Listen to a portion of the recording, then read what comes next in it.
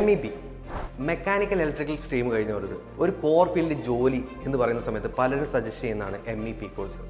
പക്ഷേ MEP കോഴ്സിൽ എന്ത് പഠിച്ചാലാണ് അവരുടെ കരിയർ പാത്തിന് ഇമ്പ്രൂവ്മെൻറ്റ് ഉണ്ടാവും? ഈ ഒരു കാര്യം പറയാൻ പലർക്കും സാധിക്കാറില്ല. ഫോർ എക്സാമ്പിൾ പറയുകയാണെങ്കിൽ MEP കോൺട്രാക്റ്റിംഗ് ഉണ്ട്, കൺസൾട്ടിംഗ് ഉണ്ട്. ഇത് തമ്മിലുള്ള ഡിഫറൻസ് എന്താണെന്ന് പോലും പറയാതെയാണ് പലരും ഈ കോഴ്സ് പഠിക്കാൻ പോകുന്നത്. പക്ഷേ ഇൻഡസ്ട്രിയിൽ വർക്ക് ചെയ്തുകൊണ്ടിരിക്കുന്ന ഒരാളുടെ നിന്ന് കറക്റ്റ് ഗൈഡൻസ് കിട്ടുകയാണെങ്കിൽ നമുക്ക് നമ്മുടെ കരിയർ പാത്ത് പ്രോപ്പറായിട്ട് ചൂസ് ചെയ്യാൻ പറ്റും. നമ്മുടെ കരിയർ പാത്ത് ഡിഫൈൻ ചെയ്യാൻ അല്ലെങ്കിൽ നമ്മുടെ കരിയർ പാത്ത് ഡിഫൈൻ ചെയ്യാൻ സഹായിക്കാൻ ഇൻഡസ്ട്രിയിൽ ഇപ്പോൾ വർക്ക് ചെയ്തുകൊണ്ടിരിക്കുന്ന ഒരാൾ നമ്മുടെ കൂടെ ഉണ്ടെങ്കിൽ അത് ഏറ്റവും ബെനിഫിറ്റ് ആയിരിക്കും അല്ലേ? നമുക്കിപ്പം പറയുകയാണെങ്കിൽ ഇപ്പോൾ കൺസൾട്ടിംഗ് ആണോ അല്ലെങ്കിൽ കോൺട്രാക്റ്റിംഗ് ആണോ നമ്മുടെ കരിയറിന് ഏറ്റവും ബെസ്റ്റ്?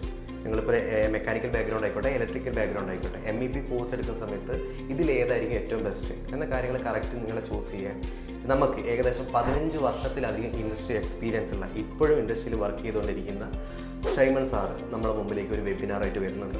വരുന്ന 17-ാം തീയതി രാത്രി 8 മണിക്കാണ് ഈ ഒരു ഫ്രീ വെബിനാർ നിങ്ങൾക്ക് വേണ്ടി കണ്ടക്ട് ചെയ്യുന്നത്. നിങ്ങൾ ചെയ്യേണ്ട ഇത്ര മാത്രം താഴെ ക്ലിക്ക് ചെയ്ത് ഇപ്പോൾ തന്നെ രജിസ്റ്റർ ചെയ്യും.